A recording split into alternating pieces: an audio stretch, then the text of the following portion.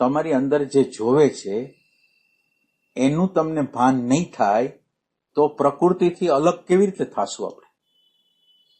પ્રકૃતિ ને પુરુષ બેયનું જ્ઞાન થાય તો તમે પુરુષ થઈ જાઓ અને પ્રકૃતિથી અલગ પડી જાઓ. પણ તમે પોતે અંદર તમારું જે ભાનનું તત્વ, સતનું તત્વ છે એના તરફ કોઈ ફોકસ જ નથી કરતા. તમે ક્યારે જોયું કે તમે ભાનને ગોતતા હો, તમે સતને ગોતતા હો? એવું છે? તમને વિચાર આવે એને જોવો છો, વૃત્તિ છે એને જોવો છો, અને થોડોક અનુભવ થાય છે એને જોવો છો. સારો અનુભવ થાય તો રાજી થાવ છો, કોઈક પીડા થાય છે તો અંદર નારાજ થાવ છો. એ તમને ખબર પડતી નથી કે અહીંયા નારાજગી થઈ, અહીંયા રાજીપો થયો. આ જોવાની કઈ રીતે? સમજાય છે? આ બધું કઈ કહેવાય છે સમજાય છે કે નથી? એટલે આપણે જેને ગોતી છીએ એને ગોતતા ન રહી.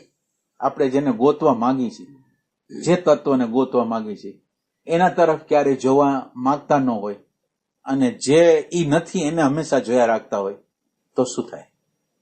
એને ઈ વસ્તુ મળે? જેને આપણે મળવા જવું છે એને કોઈ દી મળતા જ નથી. એને બદલે બીજા કોઈક વ્યક્તિને મળી આવી છે. આપણે અત્યારે ગોતવા નીકળ્યા છે આપણા સ્વને, અને સ્વને મૂક્યો એક બાજુ, અને વિચાર, વૃત્તિ, ઇમેજ, બફર, આ બધું દેખાય છે. હવે આ દેખાય છે એ આપણી અંદરની ભ્રમણા છે કે આ દેખાય છે. હવે આ દેખાય છે એનું આપણે કઈ કરી શકતા નથી. આ જે તમને અત્યારે દેખાવાની જે પ્રોસેસ થાય છે એ તમારી અંદર કોઈ પણ પ્રકારનો ફેરફાર નથી કરતું. એ તમે જુઓ, એવું નહીં. હા, સંતોષ એક અવરોધ જેવું લાગે. સંતોષ મોટો અવરોધ છે, બહુ મોટો અવરોધ. આ સંતોષ જ છે, અસંતોષની ભૂમિકા જ નથી કરતા. એટલે આ ભાઈએ શું કીધું? જો સંતોષ પેદા કરવા માટે એને શું કીધું કે આ કાંકરા, આ બધા કાંકરા જ છે ને. હવે આ કાંકરાનું મને ભાન થયું તો એનાથી આગળ પછી ભાન જાશે. એને જોઈ છે શું?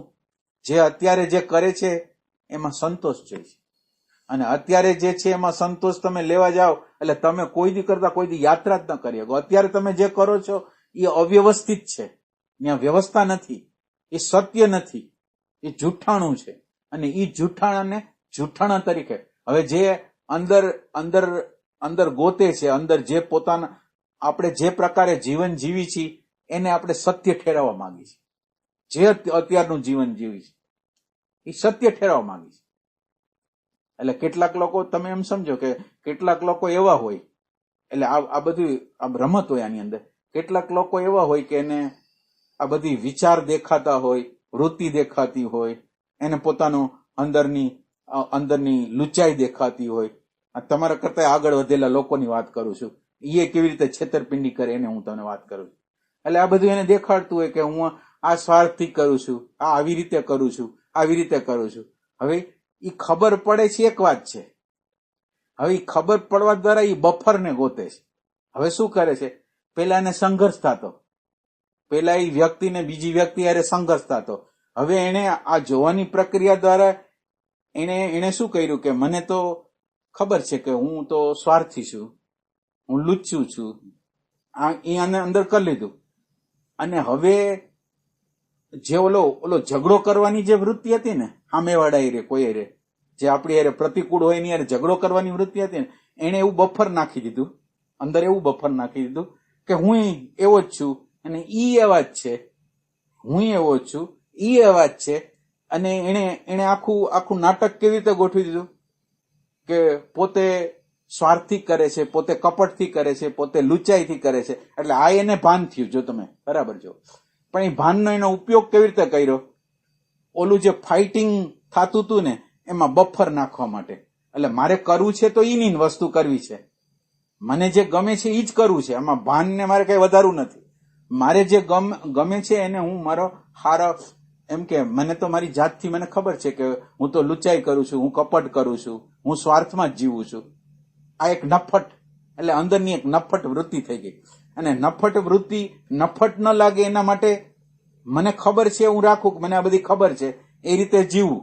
એટલે હવે મારે જીવવું છે શું?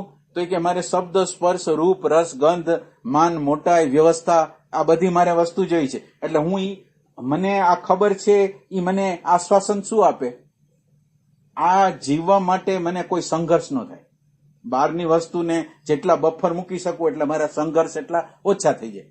તો આ ચાલાકી મન કરે છે, આ ચાલાકી મન કરે છે. અને આ મનને આપણે જ્યાં લગીને ચેતનને ટચ ન કર્યો હોય, હાયરને ટચ ન કર્યો હોય, ત્યાં લગી મનની લુચ્ચાઈ, મનનું કપટ છે એ આપણી સામે પ્રગટ ન થાય.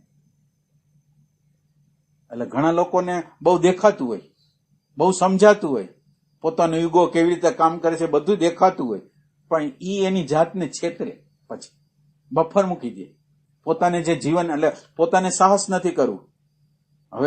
હવે જો બફર ન મૂકે તો એને અમુક પ્રકારનું સાહસ કરવું પડે, અમુક પ્રકારની રિસ્પોન્સિબિલિટી લેવી પડે.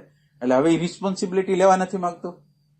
એટલે અત્યારે જે જીવન ચાલુ જીવન છે અને નબળું જીવન છે, અને નબળું જીવન છે એની અંદર જો નબળું જીવન તરીકે હું લઉં તો મને બાઇટ થાય. એટલે નબળું જીવન જીવવું છે અને બાઇટ ન થાય એની હું વ્યવસ્થા કરું છું. નબળું જીવન નબળું જીવું છું. અને હું એમ કહું છું કે હું જે જીવન મારું સવારથી સાંજ લગનનું જીવન છે એમાં મને બધી ખબર છે. હું અહીંયા લુચ્ચાઈ કરું છું, અહીંયા કપટ કરું, પણ આ બધી લુચ્ચાઈ કપટને તમે જાણીને કરવાના શું છો? માનો કે તમે જે કરો છો એ તમને ખબર પડે.